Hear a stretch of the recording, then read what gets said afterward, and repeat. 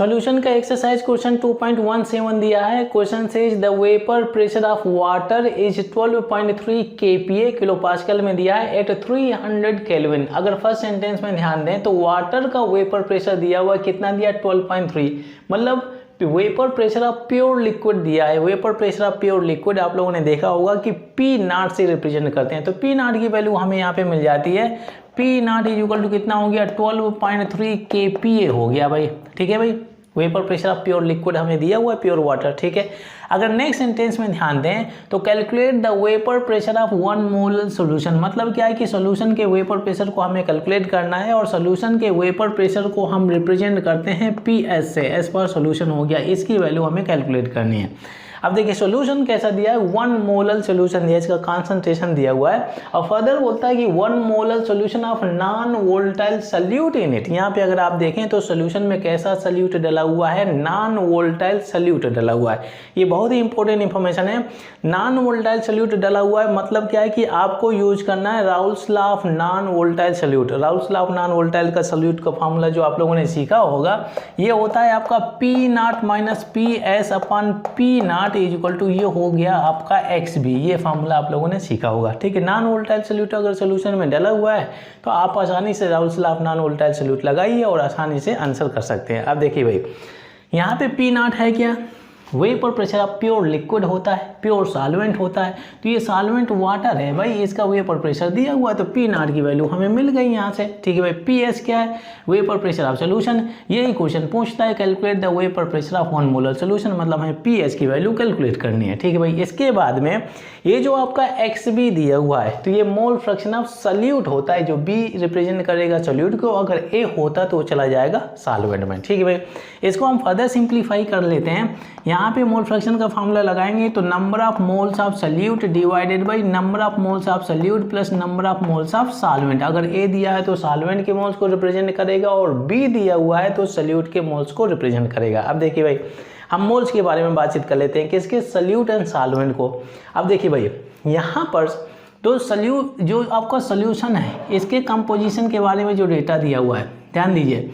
1 molar solution दिया हुआ है। 1 मोलर का मतलब होता क्या है भाई, ये मोलालिटी होता है और मोलालिटी का फॉर्मूला क्या होता है, moles of solute divided by kg solvent.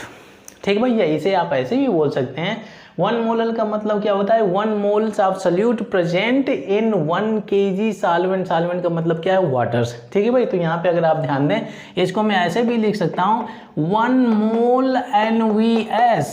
NVS का मतलब हो गया non volatile solute present in 1 kg water. ये हो गया भाई, इस 1 मोलर का मतलब ये हो गया 1 मोल्स NVS इन 1 kg वाटर। यहाँ से नॉन वोलेटाइल सॉल्यूट का मोल्स मिल गया। ठीक है भाई, तो यहाँ से अगर आप देखें तो सॉल्यूट के लिए हम B यूज करते हैं तो NB is equal to 1 moles मिल जाता है। बहुत ही सिंपल पार्ट हो गया।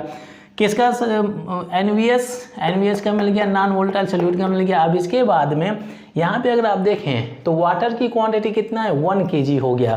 ठीक है भाई, तो इसको मैं WB कर देता हूँ, WB सॉरी सॉल्वेंट है ना तो A कर दीजिए भाई, मास ऑफ सॉल्वेंट हो गया WA। W का मतलब मास और A का मतलब क्या हो गया, सॉल्वेंट को रिप्रेजेंट कर रहा है। अगर B होता तो सॉल्यूट को चला जाएगा। ठीक है भाई, WA की वैल्यू दी हुई है, कितना हो गया यहाँ पर 1 kg का मतलब 1000 ग्राम कर लिया भाई।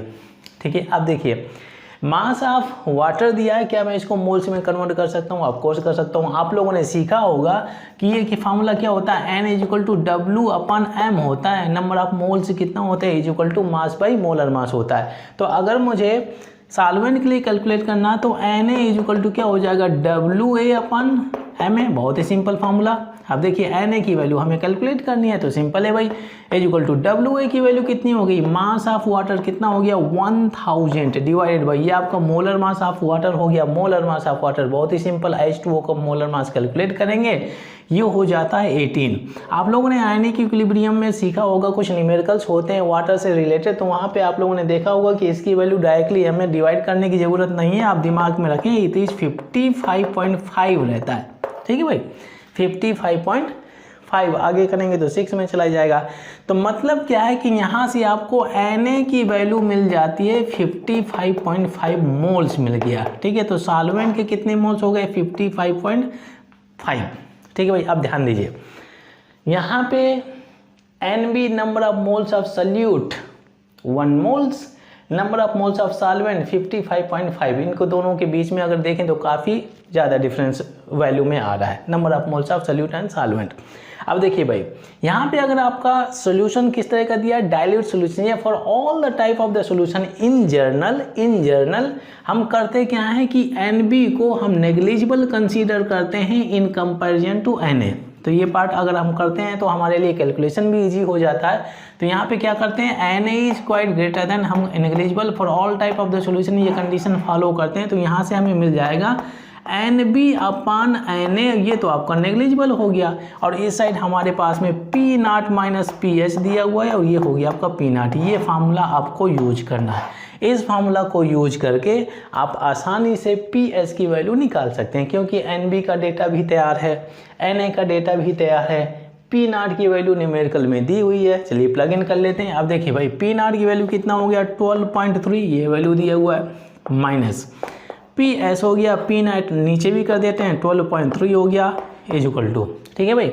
NB की वैल्यू कितना दिया है 1 मोल दिया है भाई, NB का वैल्यू कितना हो गया 1 डिवाइडेड बाई Na का वैल्यू कितना हो गया 55.5, ये हो गया आपका 55.5 हो जाता है। ठीक है भाई, अब देखिए यही तो हम क्रॉस मल्टीप्लिकेशन कर देते हैं, ये तो फिर हम इसको इधर ले जाते हैं। तो इसको हम क्या करेंगे 12.3 minus PS is equal to, जब इसको इधर भेजूंगा तो 12.3 डिवाइडेड बाई हो जाएगा 55.5 हो गया, डेसिमल आप हटाइए, ठीक है।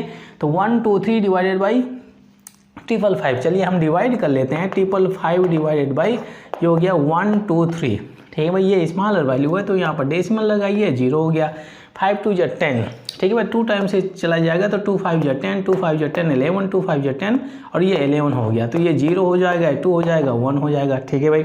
अब इसके बाद में यहाँ पर क्या करेंगे 0 आ जाएगा, तो इसको फिर से 2 टाइम जाएगा तो कितना 1 1 1 0 हो जाएगा, ये 0 हो गया, यहाँ पर 10 ये 9 हो गया, ठीक है भाई। एक बार और 0 रख लेते हैं। अब इसके बाद में 2 टाइम तो नहीं जाएगा, 1 टाइम जाएगा, ठीक है भाई। तो ये हो गया 0.22, हम 0.22 ले लेते हैं, कोई दिक्कत वाली बात नहीं है।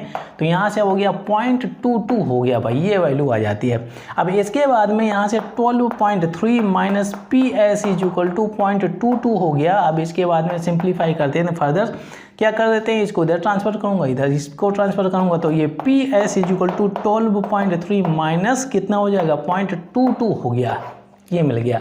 आप इसको सब्सट्रैक्ट करेंगे 12.3 एंड 0.22, ये 0 हो जाएगा, यहाँ से कितना हो जाएगा 8 हो जाएगा, ये 0 हो जाएगा और ये आपका हो जाएगा 12.08। तो यहाँ से जो आंसर मिलने वाला है 12.08 और ये PS हो गया। अब देखिए भाई अगर क्वेश्चन में देखें तो वेपर प्रेशर ऑफ वाटर किस में दिया है किलो पास्कल में, तो वेपर प्रेशर ऑफ सोल्यूशन भी आपका किलो पास्कल में होना चाहिए। तो ये किलो और ये पास्कल कर लिया, लीजिए ये आपका वेपर प्रेशर ऑफ सोल्यूशन मिल जाता है।